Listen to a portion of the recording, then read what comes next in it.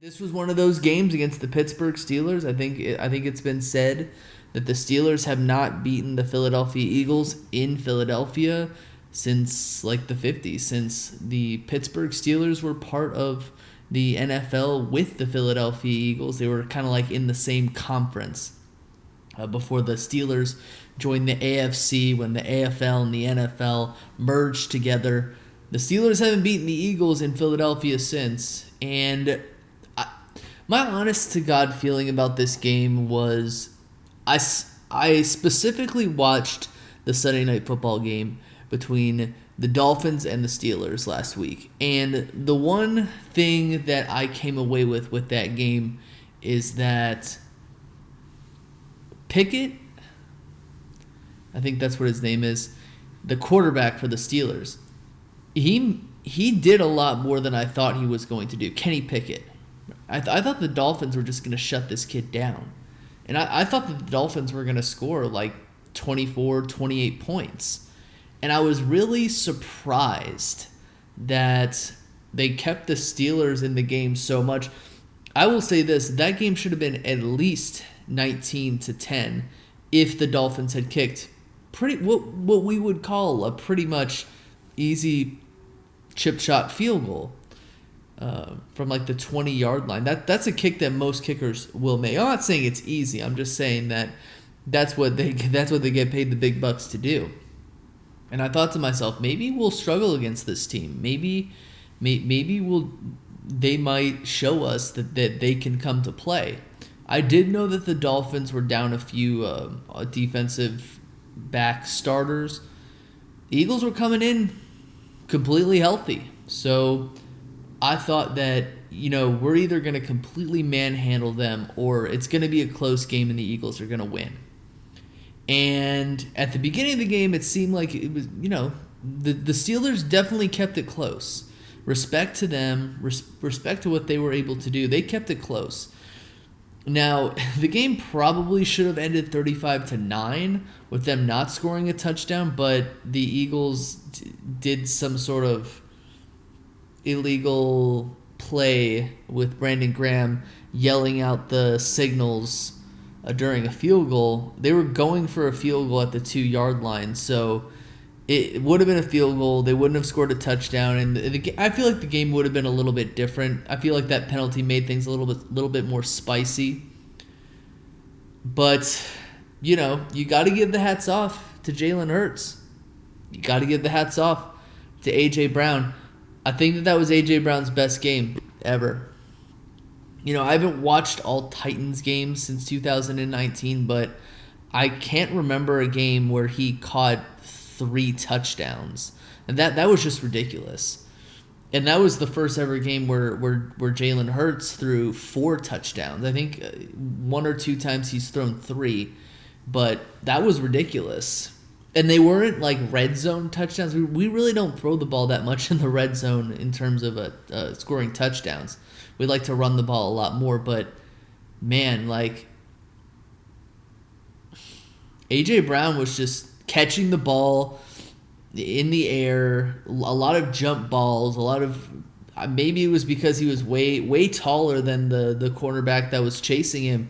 But he was just getting up there and catching balls. And you always like to see that. I don't think an Eagles receiver has caught 3 touchdowns in a game since T.O. May I even say that name openly in a Throwing Snowballs podcast with PR52?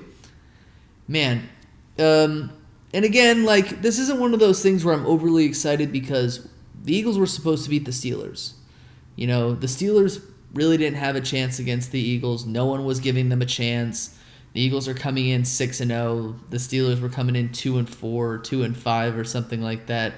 So the Eagles really did take care of their business. There are a few things that I will say about this game that I would like to see more. I would like to see more of a running game. What's going on here?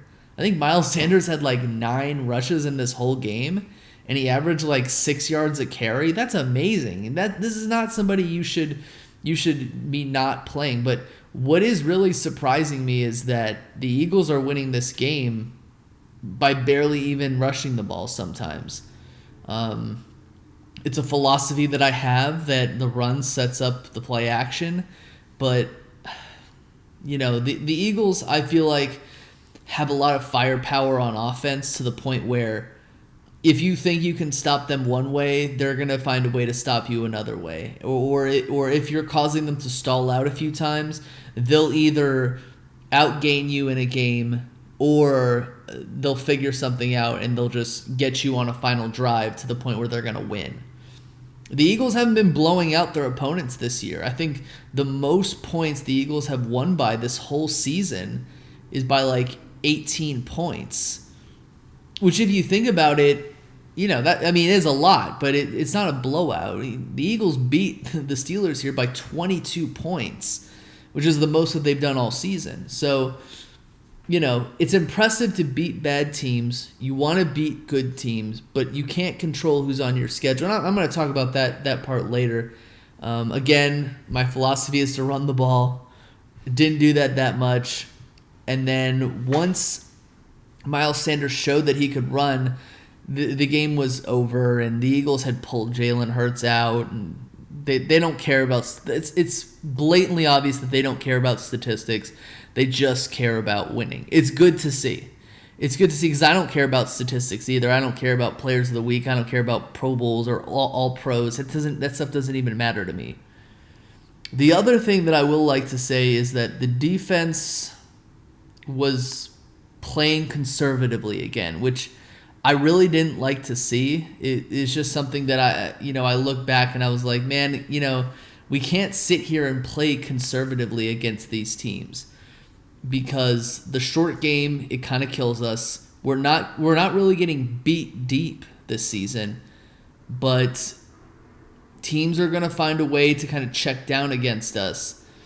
Our pass rush was good against a rookie quarterback, but that is something that I've noticed that it doesn't really pop out against you. Sure, the Eagles traded for Robert Quinn, which, he was a good player in Dallas and he was a good player last year, but who knows how good he's going to be. It's a 4th-round pick. It's not that bad. We're only paying him $700,000. He's a rental player. As far as things go, he wasn't doing much with Chicago. And last year with Chicago, they had more players on the line in order to make those. Khalil Mack, who of course is just a beast. But there's not much else I can say about this game. It feels good to be 7-0. The last time the Eagles went 7-0, they went to the Super Bowl. I think the last time the Eagles won 7 consecutive games, they won the Super Bowl. So it's good to see, but what I really respect is that Jalen Hurts, he sat there and he said, look, we have got a game on Thursday. We got a big game on Thursday. And I think we'll be down one player in that game, and I'll talk about that real quick. But we're down, we play against Houston. They're an NFL team. Sure, they're not playing that great this season, but they're still an NFL team. And it's not about how many wins you have in the regular season. It's you need to get a certain amount of wins to get into the postseason. Once you get into the postseason, you got to win. You look at last year. Both number 1 seeds out in the first round. So that's kind of irrelevant. As for Jordan Davis, he suffered an injury. He left the field, I think close to halftime. He never came out of the locker room. I don't know what that injury is. A lot of people are afraid that it's a really bad injury, that's a season-ending injury. What are we going to do? He's our best run stopper. But a lot of people are saying that it might just be a high ankle sprain, which would be amazing. It's not good. I hope it's not bad, but that's not as bad as the original prognosis that he wasn't able to put any weight on his leg. We're going to need a dude like that in the playoffs because teams in the playoffs, it gets cold. Teams are going to run the football. He's our best run stopper. I would like to see him back. You know what I'm saying? I would like to see him come back if he's able to, because he's playing well. He's playing well this season.